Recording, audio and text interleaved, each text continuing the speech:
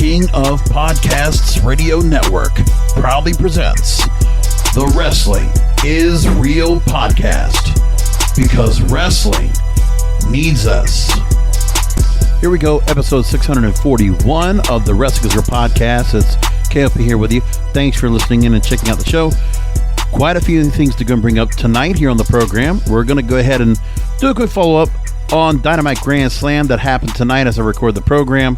We'll also take a look a little bit later on about WWE's Extreme Rules pay-per-view coming up this weekend, and little broadcasting note. So I will be doing a post show for Extreme Rules, and on Sunday night after the post show for Extreme Rules, on that same show, I'll be doing a recap of Rampage Grand Slam. I'll bring some comments about that. Now, let's go ahead and move on to what already happened tonight. What was delivered a pretty damn good Dynamite Grand Slam. It was pay-per-view quality, but we know that the matches, the way they were set up, some of it's going to be a bit predictable, but really, you want to talk about a show that Dynamite Grand Slam does for New York City at the packed 20,100 plus into Arthur Ashe Stadium, the home of the U.S. Open. And the aesthetics, the sound of the crowd, just the acoustics in that whole arena, it looked amazing. They started off with an amazing match, which I was hoping was the way it was going to go, that we got Kenny Omega and Bryan Danielson to a 30-minute draw. Fantastic. What a wonderful match. It was going to be hard for everybody else to kind of follow up after that. Let's just say it like that. But that everything else was really just a love fest. When you're looking at what's going on, you know, you look at what's been happening here, and you got to say, okay, CM Punk comes out, old school look now. When he comes out, he's going to go ahead and go after Powerhouse Hobbs. And they already talked about the spoiler at Rampage Grand Slam is that CM Punk is coming out in old gear, back in trunks, not in tights. Going after Powerhouse Hobbs, did a great promo to lead up to that. MJF and Brian Pillman had a really good match together. And you listen, MJF getting Brian Pillman Jr. kind of thrown at him, which was a nice, good, white meat baby face, giving Brian Pillman a chance to go and get that work and get that solo shot against MJF just for a one-off. Because I don't know if they're going to continue feuding each other going forward, because MJF has so many other people he can go ahead and feud against after this. But I think this was just one of those things where you bring in Brian Pillman, he gets the shot, they give him a good match here, and MJF wins. Listen, for him being a piece of shit heel, he still is strong. He gets his win back. And the guy is just as menacing as ever. MJF has his heat. He is just as strong as he was prior to losing to Chris Jericho at All Out. Just saying like that. Then you got Malachi Black. Another win on Cody Rhodes, but this time around it was more of seeing where Malachi Black added an extra part to his repertoire with the mist to work off on that. And you have Brandy Rhodes coming into the point, coming back out to help out. So there was definitely some difference, and also Arn Anderson being involved. But Cody Rhodes with a better appearance this time, so they're going to continue that feud. Looks like what's going to happen. Somehow that will go, because the screw job of the spring miss in the eyes, and then Cody getting pinned again, Malachi Black just keeps looking stronger. Everything's being done with the free agents that have been brought on board. They're being built strong. Just put it like that. And the original talent they brought in on board since day one, MJF, booked strong. When you have the look here, and now you're looking at what they're going to do with Bryan Danielson and the build-up with the Super Click and all they're going on with that. That was all good at the end. You know, they didn't make it where, you know, you had to go right to after the draw. There's no respect. Kenny Omega still, you know, is where he is, and they're going to continue to have their feud with each other going forward. So that's good. Non-title, about as good, as well booked as you could ask for with Kenny Omega and Bryan Danielson. Just, I got to say that too. So then after that, you look at Darby on a Sting over FTR, and, you know, you're talking about just a really damn good Dynamite. What a freaking show that they gave us. Solid across the board. And Dr. Britt Baker, I actually was surprised at Ruby Soho. I could have seen them kind of book Ruby Soho to take the win and kind of finish the night, but we knew there was going to be more going on at the show. So Britt Baker gets a win over Ruby Soho, and Ruby Soho is kind of just a stepping stone because of the win of the Casino Battle Royal, but she's been around. She doesn't have the rankings. So for them to go and do what they did, good wrestling throughout. good wrestling throughout the night. This show moved quick. 2 hours felt like it went like about 30 minutes, the way this was going. That show would move quick. There wasn't a whole lot of backstage stuff like you would normally see on Dynamite. They wanted to deliver wrestling. They wanted to deliver some feel-good moments, and they absolutely did. With a lot of people, that this AEW being the people's promotion, they wanted to put over people that we knew that the fans would be definitely over with. So the draw, sure, they didn't like the match finishing, but they have to respect the finish. It was a good finish. Like that's, you put that in front of Wrestle Kingdom, that New Japan crowd is going to love it. They're going to eat it up. They're going to be respect. It's going to be wonderful. You get your CM Punk appearance. You get MJF. Now, that's the real heel heat. That's the guy that just has the biggest amount of heel heat. Same thing for Malachi Black, getting it over Cody Rhodes and just continue to be on top. So you're getting definitive heels, definitive faces in the action and winning. Darby Allin Sting was a great moment. And Dr. Rick Baker as the heel getting over. So very even booking when it comes to heels and baby faces and who they're putting across. They definitely have their eyes on which stars they're looking at. They're going to make big and moving forward. So that's good. And they got so much going on right now that's just, it's really, really, it was a hell of a show that they put together tonight. Really, really good stuff. Now, Rampage, which will also be a 2-hour show on Friday, which we will be talking about on the post show of Extreme Rules on Sunday night. You still have CM Punk versus Powerhouse Hobbs. You have 6-man tag team match, Christian Cage and Jurassic Express versus the Young Bucks and Adam Cole. Chris Jericho and Jake Hager versus Ethan Page and Scorpio Sky. Lights out tag team match, John Moxley and Eddie Kingston versus Suzuki Gun, Minoru Suzuki and Lance Archer. 8-man tag, Lucha Brothers, Santana Ortiz versus 550, Private Party, the Butch. 550 is the betting odds. Right. Lucha Brothers, Santana Ortiz versus Private Party, the Butcher and the Blade. And Anna Jay versus Penelope Ford. So that's still going to hold up pretty good. That's a good, interesting matchup they're going to have on Friday. There's still a damn good show that they got put together. And again, they put 2 big title matches on the line. I mean, they put one good title match on the line at the end of the night with the women's title, with what they were doing. I don't think they were giving away over the top. And the hotshot booking argument, you could say, which is what Raw had on Monday night. Well, if you want to talk about that, it's hotshot booking. And I'm not under the impression that the hotshot booking that's going on right now with WWE is so much to do with what's going on with their broadcast partners and what they need to do with the new season premieres. Remember, this is new fall season right now for Fox and for NBC Universal and USA. So Fox has a new fall season. It started. And they need to build the ratings up at a certain level so that their advertising hits a certain mark when it comes to November sweeps. So for Fox, SmackDown has to hit on the higher mark. Most likely they need to see that show get up to more towards 2.5, 3 million viewers to really make it where they have a particular bar that can be reached on pricing.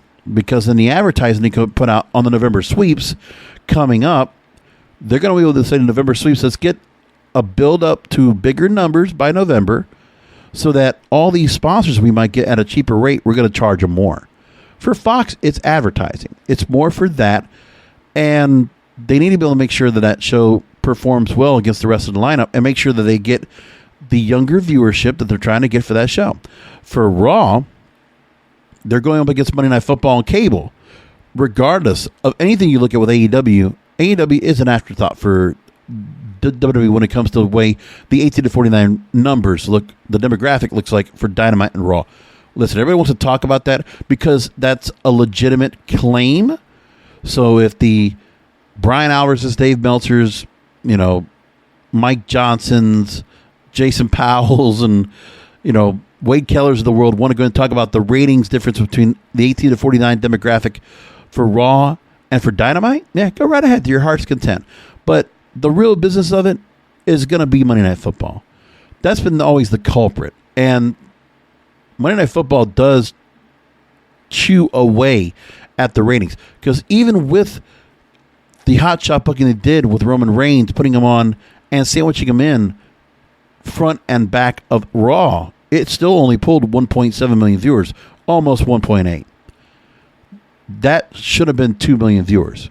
And that's probably what USA Network was hoping for. Well, they're going to have to book again. They're going to continue to try to book something more to make Raw something bigger.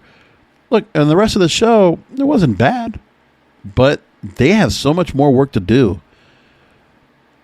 And they're behind the 8 ball. And I really do feel like some of the changes that are being made now, the direction of NXT 2.0, if you don't like it, it is a direction they have to go.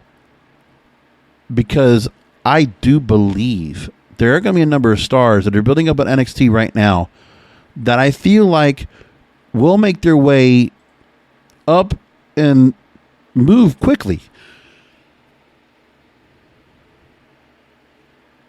I believe that we're going to see some quick movement with what's going on with that show, because you want to go and say Braun Breaker or Rex Steiner, that guy could automatically go up to the main roster pretty quickly. They could launch pad him pretty quickly. I could see that being done.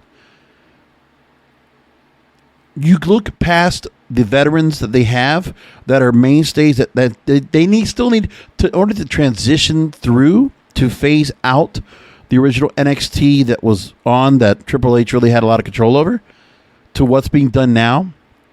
You have to change that up. So, you know, you look at Roderick Strong and Kushida, Cruiserweight title, you don't really look much at that, because I think there will be other Cruiserweights they look at. Or really, the Cruiserweight title doesn't make much of a difference because they're not focused.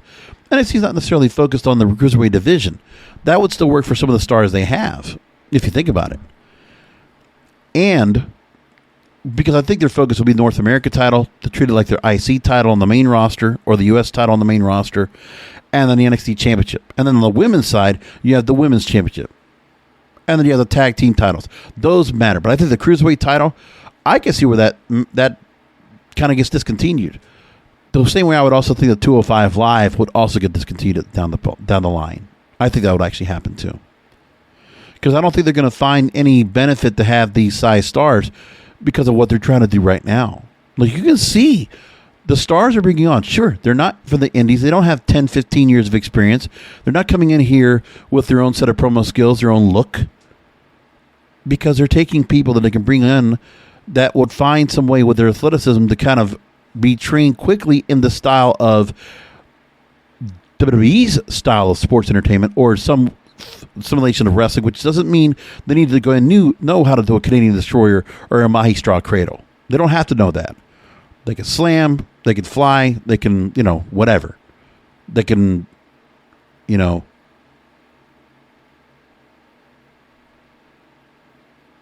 clothesline. Pretty much, that's all the kind of like the things that you just need to do. And just play the character that they're given. That's what they want to do. So when you look at a Von Wagner or a Braun Breaker or an Elektra Lopez, or you see what they did with Toxic Attraction, which I think, kind of a toss off to the, say, like to the Dollhouse or the Beautiful People of TNA. It kind of feels like that. So Mandy Rose kind of playing the Taryn Terrell, and then just seeing what they have. That's a pretty interesting setup to have right there. That Toxic Attraction, I think, recreating Beautiful People. Can't tell me that Bruce Pritchard is not copying the same idea that he had over there that he saw on TNA or Impact Wrestling. It's the same idea. But I think that's exactly what he was thinking. Let's create a Beautiful People. Another 3-woman group and make it like that, which would work in this setup of what they want to do. I don't know where Pete Dunne and Ridge Holland fit into the mix, but they obviously want to hold on to them. There are some stars that we know just don't work that well, that I just don't feel good about. Dante Ched, Joe Gacy, those are non-starters. I felt they offered nothing. To me, anyway. Just didn't feel like there was anything there. And we don't know what the other stars are going to have, where Jody D'Angelo comes into the mix, or what else they do. Like, there's a lot of stars that are inserting in, and they are trying to throw against the wall to see who sticks. So let them. But no, so far, 770,000 viewers for the initial showing, 746,000 for this showing. So I think we're going to start seeing a little bit of a transition of who's watching. That will change up as well. And that's going to work out for them. They're going to make changes now, and let's see if the demographic changes where they get the younger audience. And they can start attracting a younger audience that'll be watching. Because remember, most importantly, when you're looking at the audience that watches NXT, the original NXT, that some podcasters out there feel like is dead. Well, that was an older audience. Remember, the average viewer of NXT for the bulk of the Wednesday Night Wars was 50 years old. It's an older audience. And it's not so much about the overall viewership. They need to bring in younger viewers. And if you can get them to follow somebody on NXT in the developmental and then work their way up to the main roster, and then those eyeballs fall to the main roster and follow their favorite star from NXT, they go for it. The 2.0 idea is the right direction. I don't have a problem with it. I think I actually do see myself kind of looking at the television a little bit more from what they're doing, because I think there's a lot more, not so much the color scheme, but there is something diverse about the roster they have now. Because when you look at it, you feel like, okay, Roderick Strong and Tommaso Ciampa and Johnny Gargano and, Pete Dunne, they kind of fit of the same cloth. They're almost kind of like, there's kind of just a little bit of variation to the same grizzly veteran indie wrestler. Look at Kyle O'Reilly, same thing. Kind of the same kind of wrestler. And that's not taking anything away from what their skill set is and how well they work. But we know that a lot of them are not the best behind the microphone. I never have been blown away by Roderick Strong or Pete Dunne or, Kyle O'Reilly. I mean, you can just tell that there's a lot more variety here, a little more change. I mean, Hit Row is a late change they made in here, Odyssey Jones, and you see now, I don't even know what they're going to do with what was it, Shin Shi or whatever it is, some of the Asian stars they had in here, what they're going to do. Shirai's still around, working the women's tag team titles with Zoe Stark. I think there's a lot there. And you got a couple of title matches next week. Let's see how that works out. They're definitely trying to build up matches for the following week. It could work. And so far, I don't think what they're doing is that bad. The fact of seeing the squash matches a couple of minutes each, let's showcase. We don't need to go and do so much of the star saying the same thing over and over again. I think what they're just trying to do is to put them in the ring, give them the certain basic skill set of moves that they are setting up and working on, and then if they look like they look good and they get a good response from the crowd based on what they see of the initial appearance, then you start giving more stuff to them. But let them earn it. Let them show that they've learned what they've been doing in the PC and make something more of it and go from there. Because that's what needs to happen, is that some of these stars from NXT need to make it up to the main roster with the same kind of momentum. Because they're going to get the momentum. They're going to get all the opportunities possible to get over, because these are the stars in 2.0 that Vince and Bruce and the entire team are heavily invested in, because they're going to be working their style. They're going to be working the traditional WWE style that they want. That might be similar to Attitude Era, might be similar to Rock and Wrestling, might be similar to what they've done in the past. But it's going to be a particular style that works for a broad audience. Not for the diehard IWC fan that watches, that thinks AEW is great, or the ones that think AEW sucks. Look, you're not going to... You can't win against the fans that are the diehards. You can't satisfy them. So you satisfy a new set of fans. And if the other set of fans want to follow along and watch, well, yeah, you can go ahead and bitch, moan, and complain, but you're still going to watch because it's still WWE. That's what it comes down to. So overall, I'm enjoying what's being done.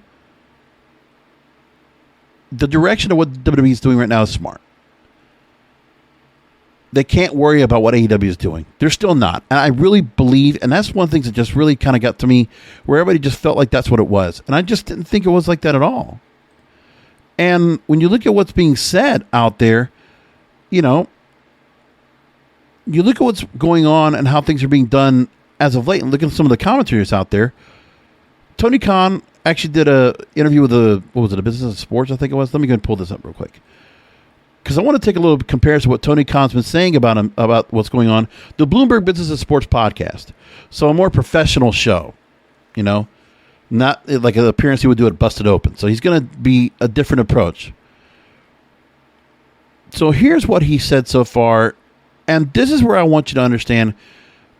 We're taking it for Tony Khan's actual words. From his mouth, his overall look of the company, and how you can just see that there's just avoiding the mistakes of past companies being made, and where, you know, it's their own path. AEW is also going its own path. The only thing that's also being just created is because, you know what, the media likes to stir shit up. Of course the wrestling dirt sheets want to stir things up and create a war. They want to create animosity for the sake of the fans, to create the palace intrigue, to create the war that they want to make. But the real truth is, bluntly, without, you know, with a couple of exceptions, we'll say, AEW and WWE are going their own separate ways. The difference is that you are noticing the stars that were made names as a result of WWE because of the exposure. But the treatment in AEW is what people are really contentious about, are really, really debating about. So here's what Tony Khan said about when he talked about starting AEW. Quote, the last 3 weeks we've been the number one show on all of cable on Wednesday nights, and I'm hoping to continue that trend. When he says that right there, it's worrying about his own broadcast partners. In the same vein that WWE is worrying about their broadcast partners. The same thing where if you heard Nick Khan talking to Ariel Helwani in the same kind of breath. Quote, we've got a great wrestling fan base, and that's really the star of the show. The wrestling fans make this all possible. We really brought the most exciting fans into AEW, and we've really also built some of the most exciting young stars in wrestling. Really, when our show began, we introduced a lot of the stars. A lot of new stars. And then I tried to go out and sign top names and bring together the best possible roster. It's been a 3-phase process. The initial all-out pay-per-view, before AEW was even invented, to create the interest of an alternative, trying to go and create a show on Cody's thought, let's get 10,000 people to fill out the Now Center, or the Sears Center at the time, in Chicago, and make it so we could put a big show together, and show we could do a big show just like WWE could do. And that was the predicate, the pretense for AEW to become a promotion. That was enough that what Tony Khan need to decide to go and make this possible. So we know when he first started up, all he could work with was the stars he brought up from the Indies or other talent that they saw could be brought up and be made something. And some of those stars have still stayed. When you look at MJF, Sammy Guevara, Orange Cassidy, Jungle Boy, and then you see a lot of stars that come into this space that might not have a big enough name, but they've been around. So like Kip Sabian or Joey Janela. I mean, there's a lot of people he brought in, and they haven't seen a lot of stars that have left the company either. You never heard anything about that, because also they have opportunities to work other places, not just AEW. It's really a diverse roster, diverse life experiences, diverse backgrounds, and really people of all different ages and experience levels. The star power of AEW is now unparalleled. We have the most star power of any wrestling roster, which is not how it started. It was a lot of elbow grease. We really had some very, very big name stars and some really young wrestlers, but the depth of the roster and the amount of huge Hall of Fame stars that we have. I bootstrapped this company. I started in 2019. It really began working on it in 2018. The growth has been incredible in a couple of years. So he talks about how it could be a dream of his. Okay, we move along.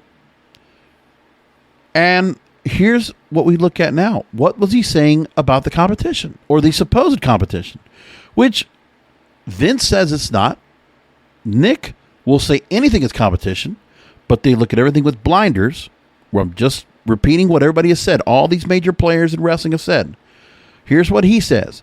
When asked, how do you compete with WWE when they're the market leader and now matter what you do or what you put on the table? Is it always going to be compared, your product versus yours?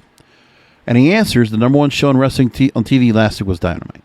In some aspects, they're the market leader, but in other aspects, we're now the market leader. That may have been the case, but there were a lot of reasons why I felt I could come in and compete. There were a lot of, and this compete doesn't mean he has to be able to overtake. It means being able to go ahead and have an alternative product out there on an alternative broadcast that's similar, and just it's a viable alternative to what WWE is doing right now. When you look at the ratings from Dynamite to Raw, you're not getting that far off.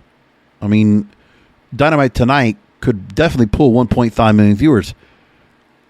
I think there's a very 5% chance. Maybe it could even match Raw, but I don't think it will. I think it could pull 1.4, 1.5 million viewers, which is not that far from what the Raw rating was, with a pretty booked card with the Usos, the Bloodline, Roman Reigns, Bobby Lashley, the New Day, and RK Bro, and all the other stars they have over there. Like, let's just put it like it is. Now, here's the other part that's important. Is that what AEW, and he understands this, there were a lot of wrestlers, quote, that were not being featured on television. And there were a lot of wrestling fans who were out there who were looking for an alternative product that weren't satisfied with what they were getting on those shows. I do think there was definitely a great opportunity to come and compete. I saw some vulnerability, frankly, in the market leader at the time, and it's opened up a lot of market share for us. For me to bootstrap a new business, build it up, gain a lot of market share where we are in a lot of significant business metrics, we're now the worldwide leader. Yeah. Tony Khan took advantage of a vulnerable WWE, which is great for wrestling fans, which is what we should all be happy for. But for some fans, they just, they look at the other things that the media also perpetrates. Let's just be honest. Wrestling Observer, listen, I love those guys. I read them all the time, watch their YouTube videos and stuff like that. And I watch, all the other dirt sheets that are always reporting from other sources, whether it's Fightful or whether it's, Pro Wrestling Torch or, whatever. They all have their things. Bodyslam.net, Cassidy Haynes, and whoever is out there. They can all go ahead and stir the pot as much as they want. But it still comes down to Tony Khan says it right. The vulnerability has been there for more than a decade. Let's just say TNA could have made a better effort, but they didn't have the money. They didn't have the wherewithal. They were trying to bank on something lucky and trying to go after head-to-head Monday nights. Did not work. And they couldn't have lasted unless they really made a big difference. But they tried. And ever since then, there was nobody else. And hey, WWE has built their business up in that time, but at the sacrifice of what brought them there. Like, they built on their legacy. They're exceptional at building their legacy, building upon their history, but their current product is not matching up to what they've done in the past. We all see that. It's very clear. And AEW right now, when they know there were other companies that did things that were able to that were able to go ahead and poke at the vulnerability and make changes that were considerable. WCW did that because of the money and the power and the free agent talent that Eric Bischoff was able to sign in. The difference is Tony Khan is not going to sign all these stars to lucrative contracts, exclusive guaranteed contracts, and make them only work so many dates and only work exclusively and not work anywhere else. And not just take so many older stars that, they have creative control and they must be pushed at a certain part of the roster. Tony Khan still holds the pencil. Like, he is booking properly. I mean, he is taking advantage of the stars and their star power, but I really believe that eventually the Bryan Danielsons of the world, the CM Punks, the Adam Coles, they're all going to be used as somewhere down the line, depending on how long they're here. They're going to be there to try to help get the other talent over because it works for the entire company. It's a family type of situation. There's not anybody that's above anybody else. Not right now anyway. There's a lot of stars that have there's a real diversity of who is main event quality. There is no one person like a Roman Reigns or a John Cena or a Brock Lesnar. There isn't. Not one. When you look at WCW in their day, you had a Hulk Hogan, you had a Goldberg, a Nash, a Hall, a Savage, a Flair. Like, it was a different story. and you had a lot of egos to work with over there. But even those stars that are now in AEW, they all understand that part. But also, they worked in a WWE system that has been the same one that's been going on for years, that triggers these stars to go work for somewhere else. But they're not trying to go ahead and just get a big payday and just do the same bullshit. They want to work hard. The difference is all these AEW stars, they still have something to prove. They have chips on their shoulder, and they want to be able to say, hey, you know what? Some of them might just say to themselves, okay, I go to AEW, make my name for myself, and I go back to the Fed.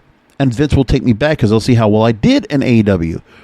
But then again, we know that there's always that kind of a ceiling that gets put on stars from other organizations that are being made by other organizations. Look at what the Impact stars went through.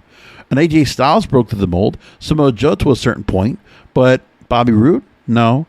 You just look at who they had and who might have been brought up a certain level and see what they could do. But it is what it is. I say that a lot. I don't say it on this show that much, but I do say it a lot. So now let's ask about the audience being attracted, because this is an important point that needs to be understood. Not only is he getting a younger audience, that's the most important thing he needs to be doing, but also he has to be careful. And I'm saying this real quick for AEW. The risk of trying to satisfy that insatiable audience, because those people want everything so quickly. They've been, the Attitude Era, spoiled.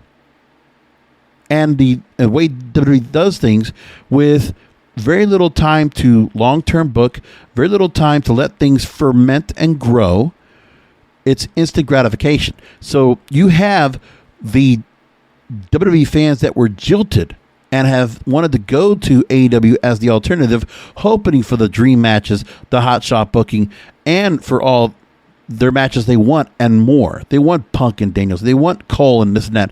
They want those stars to take over the top of the card. And I bet you that some of them might not even care if an MJF or an Orange Cassidy or a Jungle Boy or a Sammy Guevara gets over. Like they like their work, but they want their stars, the ones they've been sitting behind that were in NXT or on the main roster, that didn't get their due. That they want AEW to give them their due, like they are entitled to give them their due. So the fans will feel entitled to see their stars do well, to pay off. Like they expect the Malachi Black to pay off, Andrade to pay off. They expect Adam Cole to be crowned as a champion. They expect Bryan Danielson to be crowned as a champion. They expect CM Punk to be up there at the top. Well, entitlement doesn't matter. It should not matter to AEW. So Tony Khan should continue to do what he's going to do with the pencil, because he is trying to juggle the line between making sure he utilizes his roster to the best of his ability, which it looks like he does a pretty damn good job of, and then let the booking that they do dictate to the fans. But the fans don't dictate to him. Like, he does not need to go ahead, and this is where Vince McMahon is right on this point. That he doesn't need to go and be worrying about fan response to the point that the fans need to be happy about 99% of what they get. No. You got to be able to have your say. You got to be able to follow the mission that you believe, that your EVPs believe, that your stars are going to know are what's right for AEW. Because if they just relied on the fans, look at what NXT, let's be honest, it's like a WCW. It's an example. And this is for Triple H. God bless him, man. I hope he's doing better. But Triple H was playing up to the fans too much. Why wouldn't he? He's a wrestler. Triple H is not a promoter. Shawn Michaels is not a promoter. Of course they want to do what's best for the fans. That's what they try to do with what they had. And they thought, oh, let's get all these great stars from other companies to come on board and give great wrestling. Yeah, thank you. But you're putting a ceiling on the fans. Yeah, you're giving these people all these opportunities. You're making NXT this great brand, but it's got a ceiling. First of all, for the number of years, as a developmental system, there's a reason where it's a loss leader, because, you know, what they have. But when you put that show on the road, they weren't making money off of all that because there wasn't that much being made on the gates. And it wasn't until you take it off WWE Network, you get it on USA, and you get that $40 million a year where that show actually starts making some money. But it might not even be making that much money. It's probably just breaking even. But you're not losing. You're not running at a loss anymore. But Triple H did in the same, and I'll tell you like this too. I think where maybe Paul Heyman kind of plays that too. But I think Paul Heyman in the ECW days did kind of work where Tony Khan does. Where Tony Khan, his booking is sensical. It all makes sense. It's logical. That's the most important thing. And I think that's what's more important than to make the fans feel happy about the results. You give them some happy things. You give them some things they get pissed off about. You move their emotions around, which is what we did. So when you see Britt Baker, supposedly the heel, beating up Ruby Soho in New York City, or MJF getting the win and getting a strong bit of heat back, yeah, the crowd's not going to like that, but that's what's supposed to happen. It's supposed to be a mix of good and bad. You make it even where heels and baby faces to get over. You don't make the baby faces weak. You don't make the heels overly strong where they can't just be beaten up. Like eventually you're going to have stars who are going to take a hit. I mean, the fact that Bryan Danielson did not win over Kenny Omega, and so he takes it's just a draw, is the right move. That's sensical. That's logical booking. I wouldn't have wanted to see Kenny Omega take another loss. He already lost the Impact title to Christian Cage. Significant loss. Can't see him take another loss again. Not yet until we get the chance to see him lose that belt. Because the next time Kenny Omega loses, it will be to lose the title. Should not be in a non-title match. So that was done correctly.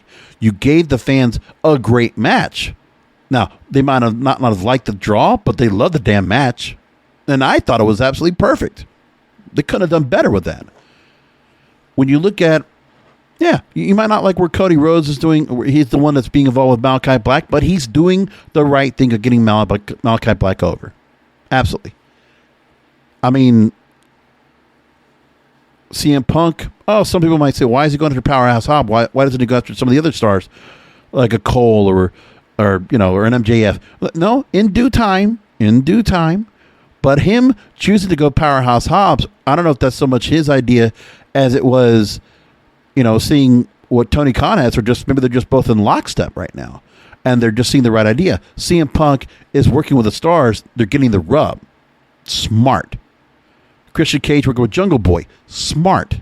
Like these stars that are coming in, they're all understanding the mission here. And they're given their goals they need to be accomplishing for the sake of the company, to build it overall, to build a number of stars so that, you look at every week on Dynamite and Rampage, man, those shows just got nonstop action. Because every time I watch AEW right now, I'm assured it doesn't even matter if all the big name stars are on there. Just about every Dynamite I'm pretty happy with, because I do watch quite a bit of Dark and Elevation. I watch those shows too now, and I like them. I like Dark and Elevation. I like seeing some of the stars there and the way it's booked. Quick. It satisfies me as a wrestling fan, a lot of what they do. Just like the other shows do. Just like MLW does, which finally is coming back. I'm glad to see that. Fusion Alpha, I got to watch that. That's coming up. And I don't know what they're going to be doing with other shows, but MLW, I want to get them back on board. And, they got the Opera Cup coming up. They got a lot of things coming up. Aztec and Underground. I'm looking forward to seeing what they're going to do. Same thing goes for NWA, but, it's kind of tough to keep it with power. Like NWA and Ring of Honor, they kind of have a certain direction of what they're doing with their shows, where I just feel like I can wait till the pay-per-views, then try to keep up with the weekly wrestling shows that they have, because they're booked so far in advance. And Impact Wrestling, it's a bit of a different bag because it is a separate night, and it's a show I can watch easily on Thursday nights. It just fits the role. It's something where some of those other shows are a little bit tougher to go and make time for, but, it's how it is. Okay. So the audience for Tony Khan, he mentions that it's the youngest skewing audience of all sports programming on all television. There have been more weeks than not on the past several months where we've beaten every major sporting event in terms of having the youngest skewing audience. Our Wednesday night show and our Friday night show have both finished as the number one show on cable in the 18 to 49 demographic. We have a more affluent fan base than other wrestling organizations, but really people from all kinds of backgrounds. They're more likely to be college educated. They're a very attractive audience to an advertising base, especially with the age demographic that they add. Having such a young, engaged audience is really important for us, and it's also a very consistent audience. This year, so many times we've been the number one show on cable, and you can really count on our fans to come and watch the show every Wednesday night. I'm not sure what to think about the AEW fan base, because it does feel like the crowd they have out there are disenfranchised wrestling fans. But the viewership is different. I really believe the viewership doesn't relate to the 1% of wrestling fans that come watch the shows at the venues. Because what I feel like is that when that AEW crowd they had tonight, I feel like there were probably a lot of WWE fans that probably wanted to go to the show, they found a way to go, or a lot of disenfranchised fans that are AEW loyalists now because they've been so jilted and so disappointed and so betrayed, they feel like, from WWE that they just don't care. That's what it felt like right there. Now, also, one thing, most importantly, Tony asked if he would ever write himself into any of the storylines or script. Quote, "No, I don't write myself as a TV character, but if this makes sense, I'm a plot device in the show. So you'll hear my name a few times because I am the matchmaker. I make the matches, so you'll have somebody appeal to me. I don't need to act or be on television to take up the TV time, but you do have to have a commissioner and a person who lays down the law and makes the rules." And yeah, they haven't needed any commissioner or anything like that. The other wrestling promotions don't need that. They never did. So it makes sense here. Because they don't have to go ahead and they necessarily don't have to rewrite the script on professional wrestling. They could kind of just follow what they've been doing, what I really feel like when you look at AEW, I feel like it's what WCW was kind of in the heyday of the Crockett era in some cases. I look at kind of part of the Nitro era, the best parts, without the old guard and without the NWO. And somewhat ECW has. I definitely feel I have an ECW vibe from that show. Maybe even a little bit of TNA. But that's where we are. I think AEW just satisfies a lot of different fans. You know, you get something that you want. And with WWE, they're going to try to go after a younger audience, and they're going to be something that you will like that is just by accident, really. It doesn't matter to them. They're not worried about that so much. It's not their concern. And I can understand that part. But what they're doing right now in AEW, you know, it's going to be, they're taking advantage of the opportunities, like what they did with All In was the pay-per-view they did initially before they started the promotion. All Out was what they've been doing since the promotion came on. So when you look at what they've been doing with All Out, the opportunities coming in, all those free agents, CM Punk coming in, and all the free agents coming in ever since, and the culmination now of the size of the crowds you're able to get, where they have now started booking themselves into some bigger venues. The UBS Arena, which I confused with the Prudential Center last week, in Newark, or not Newark, in Long Island, the new home of the New York Islanders. They're booking the Arthur Ashe Stadium. That's 20,000 plus for their first New York show. Chicago, they pushed a TV show, the Dynamite that was out there for the first dance for the United Center, which was not a small venue, 13,000 plus. I'm sure they're going to keep doing some of those venues anyway. Like the Night Center, they're going to go back to in a couple weeks. That's still 5,000 plus seats, but it's a nice venue nevertheless. And they're going to probably still take some of those shows like that and work the major arenas in the major markets.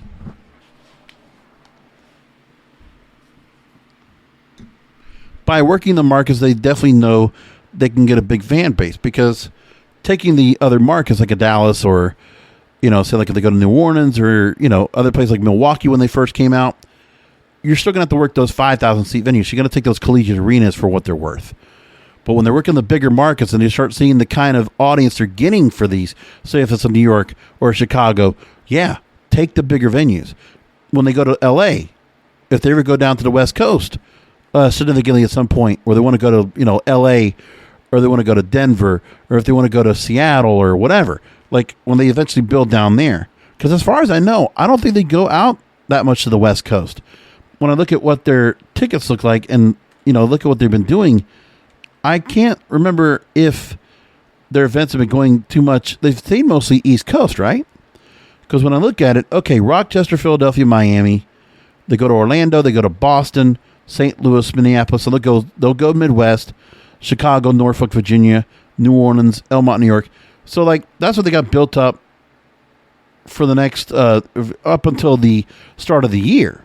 And New Orleans are going to be, in the new year, they'll be there. But they've booked that far ahead. That's what they have tickets they have available. But even before that, I don't remember them going really too far west of the Mississippi. They just haven't gone to that point yet. And, they'll go to Jacksonville, obviously going back home and things like that. So it's different. Plus, they have to worry about the pandemic and which locations they can go to. So they've been sticking to more or less where they can be able to do shows without any restrictions. Like New York probably had some restrictions, but, it was the first one they really went where there've been a lot of contention when it comes to, having vaccinations or having any kind of restrictions or any kind of preparedness they have to have still related to the pandemic of COVID-19, which it's important, but that's what they've been worrying about as well. So maybe when things coming down the line where things kind of open up in the rest of the country, where some of the restrictions are going to be removed, mandates are taken out, things like that, and the cases are down to a certain point where people can just feel comfortable, maybe sometime next year, then we'll see if AEW decides to go back out on the road in other areas. Because I know WWE is not doing that either. They're also sticking to a certain market of places they can go and working off of that. So it doesn't look like much of the West Coast has gone out there yet. They're not getting to that point. So that's where they're working on. And what Tony Khan's saying pretty much is about right. And yeah, it makes sense. And when it comes to AEW plans, he's also talked about that. And he talked about that on Busted Open. And that he was talking about last week. And that he mentioned about how there's a lot of young stars in the roster. I have some stuff up my sleeve coming up soon, too. Something we're always keeping an eye on is trying to find young stars for the future, and I think we have a really great young roster. Yeah, and they do. So AEW is going to go their direction. That's going to work for them. Why not? Now, I want to take a minute to talk about something that really was a lot of the news this past weekend. From Thursday, last Thursday on into the weekend into this week. I don't talk about gossip, and I don't really go back into the stories of the past of wrestlers and this and that. If I talk anything about anything nostalgic or anything of history of lores of wrestling old, it's when there's particular stars that I really think are significant that pass away to pay tribute. Otherwise, you ask me about the plane ride from hell. I just don't talk about it. And it's not something I go out and look for. I'm not one of those guys that looks for shoot interviews and looks for stories about this and that. There's only so many documentaries I've really followed along that I've enjoyed. But it's more about, the type of documentaries and types of stories I like to read about when it comes to the history is like the rise and fall of WCW, the rise and fall of the history of TNA, or the rise and fall of World Class Championship Wrestling, things like that. The formation of Four Horsemen, the formation of certain stars, the rise and fall of ECW. Those kind of stories intrigue me like crazy. I like learning about the history and learning from what the other promotions have done in the past. But stuff like they had on Dark Side of the Ring, I have watched quite a few of those episodes. That's fine. I mean, give me the story about UWF, the one that was not part of Mid-South Wrestling. I liked all that. And, there's a lot of stories about, thinking on the Montreal Screwjob. Sure, because I've heard about it. I was there. I watched some of that. But, yeah, the plane ride from hell, look.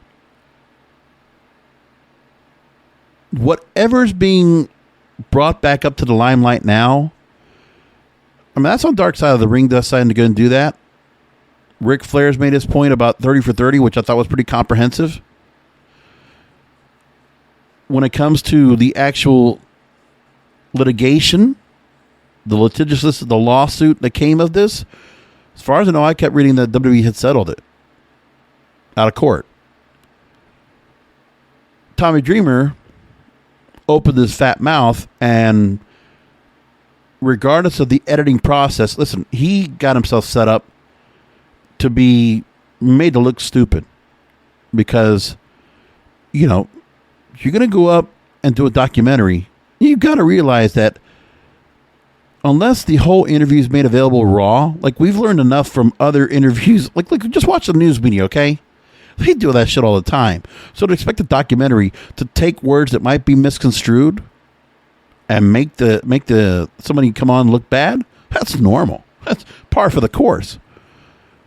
I don't know, but of what he said, no matter how you go and roll the clips around, Tommy Dreamer probably said some stuff he shouldn't have, and you know, he's getting suspended from Impact Wrestling. He got suspended from Busted Open.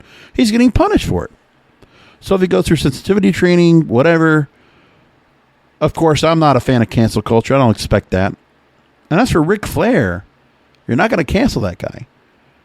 He's got his flaws. I think we all know that. And as for the flight attendant, I mean, she's still dealing with it. And I'm not going to say anything different about that. I just don't worry about those kind of stories. It's not something I care to talk about. The gossip is for everybody else. Because you know what? That just leads to something else that I'm not well read about. I'm not well informed about. And I don't need to worry about. Because that's not what the show's for. Wrestling Is Your Podcast is to talk about the reality of wrestling from my eyes and from all of you that want a real perspective. Not to get caught up in the palace intrigue and what the dirt sheets want to tell you, but just take things from a different perspective, from a realistic, logical, reasonable perspective. That's what I hope you get from this show every week. You don't expect me to talk about this any gossip or any stories of old where things just get stirred back up.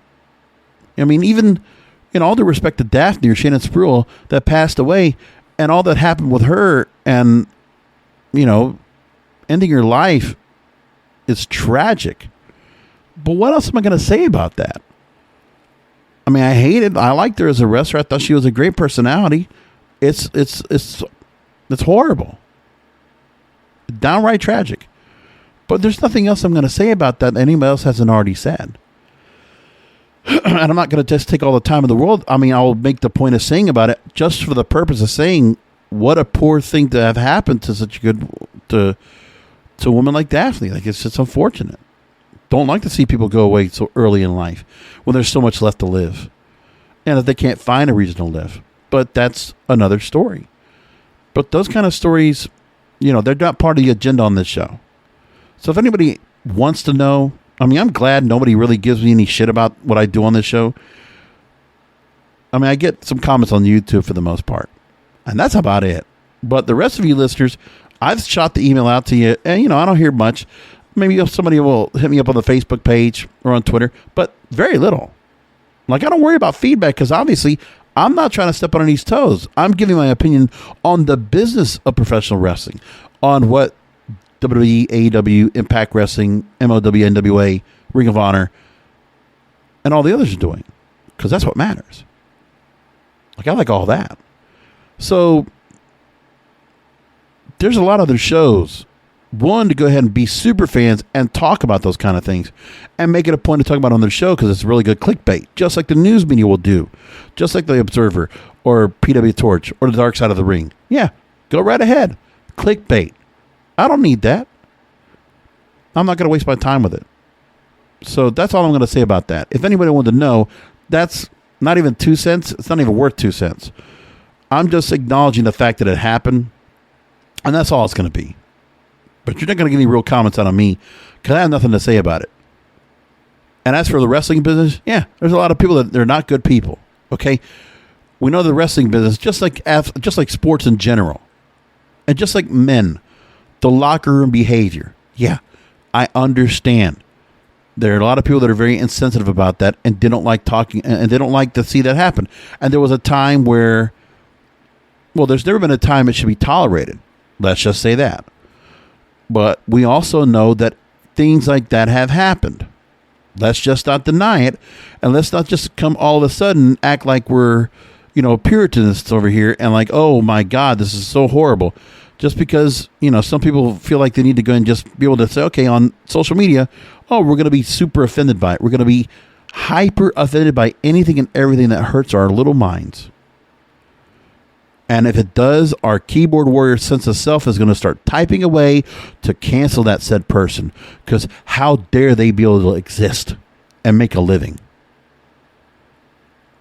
Like, wrestling has never been never anything that's like a church. It's nothing sacrilegious about it. It's nothing sanctimonious about it. But what's happening is there are people that want to comment that are very sacrilegious and sanctimonious and decide, oh, well, how dare us? I don't know what to expect from people, but I don't play to that kind of crowd. Doesn't matter to me. So that's all I'm going to say about that. I'm done with that right there. WrestleNomics, I've been listening to their show more often. I really do like what they do in terms of breaking down the stats. I can see the word Brandon Thurston's kind of being the by the numbers Dave Meltzer type a little bit, which is interesting. They did their show this past weekend. They did a little blurb of what they were talking about. And they titled it saying how WWE, AEW, and Vince McMahon view talent in 2021.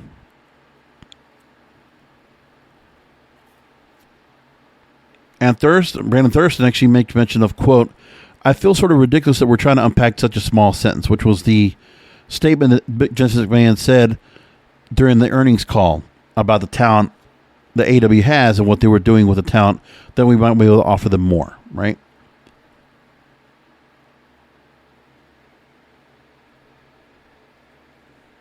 Now, he says that we get so little in terms of what Vince really thinks he does.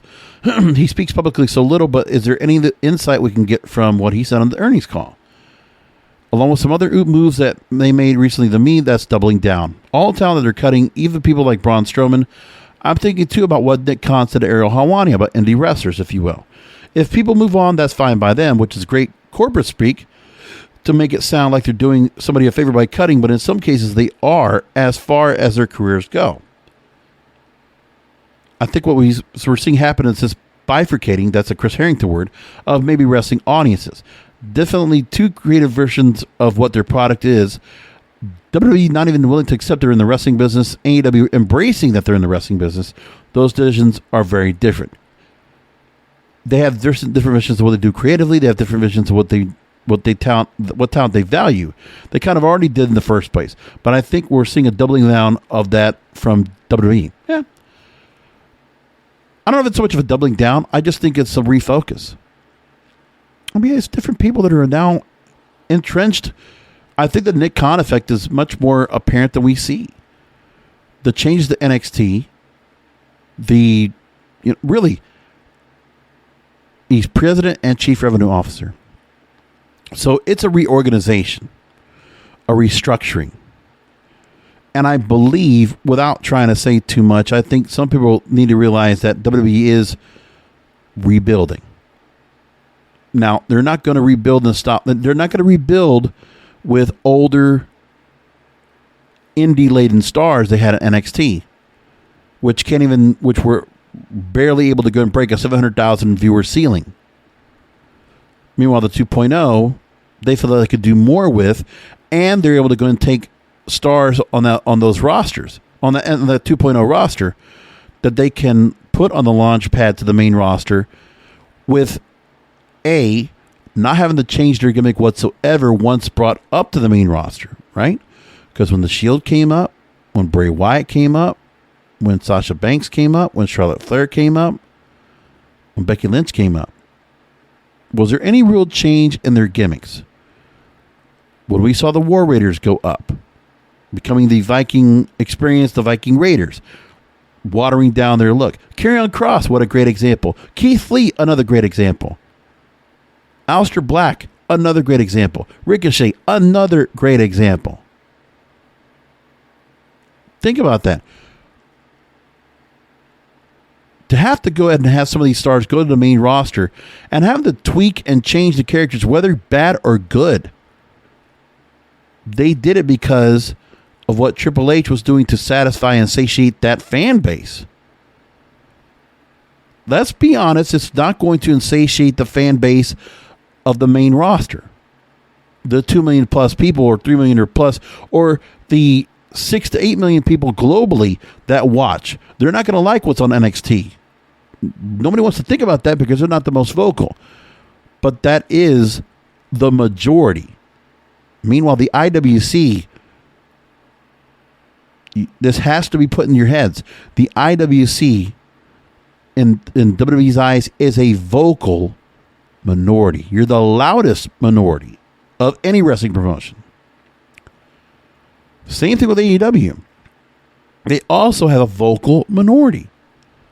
But that vocal minority gets more response from Tony Khan and the folks there at AEW. That's what's happening there.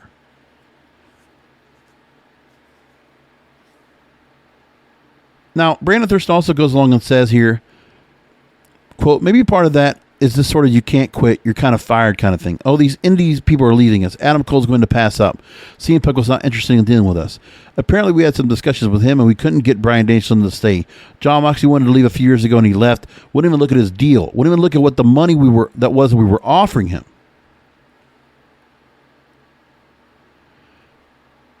And then Thurston goes on to say, and these are wrestlers, when he talks about Kevin Owens, Sami Zayn, and Johnny Gargano, who look like their contracts are going to be coming up very soon, he mentions they were big-time indie wrestlers before they came to WWE, and you combine that, it will, if not wrestlers, not people who have been already in the wrestling business, have already been on some level, relatively speaking, successful wrestlers, then what kind of talent are they going to sign?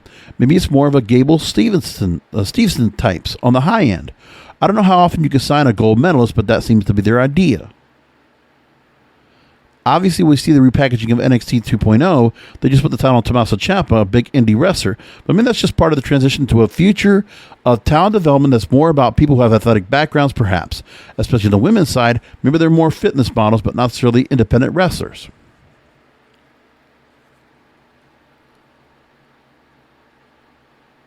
And then he mentions here also that Triple H had a different creative than what Vince McMahon had about what pro wrestling can be creatively, and to Paul Levesque, I don't think it's a negative that you have independent wrestling experience.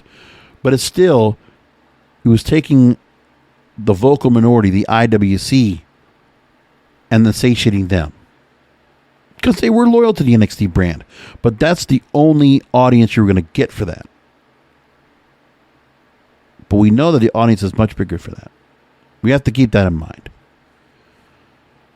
That's it. We got an hour in. I appreciate all you listening into the show. Coming back this Sunday, we got WWE Extreme Rules. Let's go and just do a quick rundown of the card, and I'll do some quick predictions for you. So at this moment, we have 6 matches on the card. Carmella versus Liv Morgan. I'm going to guess Carmella gets the win because of the follow back up from Liv Morgan. SmackDown Tag Team Championships, Usos versus Street Profits. Usos will win. Damian Priest defends the U.S. title against Sheamus against Jeff Hardy. I'll give it to Damian Priest. He retains. Charlotte Flair versus Alexa Bliss. I'll keep Charlotte with the title. Roman Reigns, Finn Balor. Extreme Rules match. Universal Championship. Roman Reigns, I think, definitely takes it. Stays strong. And there you go. No change going up to Crown Jewel next month. That's, I think, what's going to happen. And by the way, we don't have any event. I don't see there's anything event scheduled so far when it comes to after Crown Jewel. So Crown Jewel's basically the next pay-per-view in 4 weeks. With no pay-per-view, it looks like that's being scheduled or that's being put in here for that, which is kind of interesting. And real quickly, Impact Wrestling already has one match that's been announced. Christian Cage will defend the Impact World title against the Walking Weapon, Josh Alexander. Why is Josh Alexander doing that? Because they decided to go and bring back Option C at Victory Road this past weekend. So something significant happening. Even though Victory Road doesn't really make much of a difference, those Impact Plus pay-per-views, I missed it this weekend.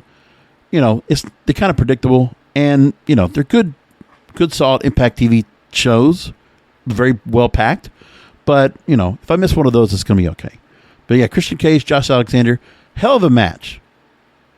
And that's a pretty big spotlight for Josh Alexander for Bound for Glory.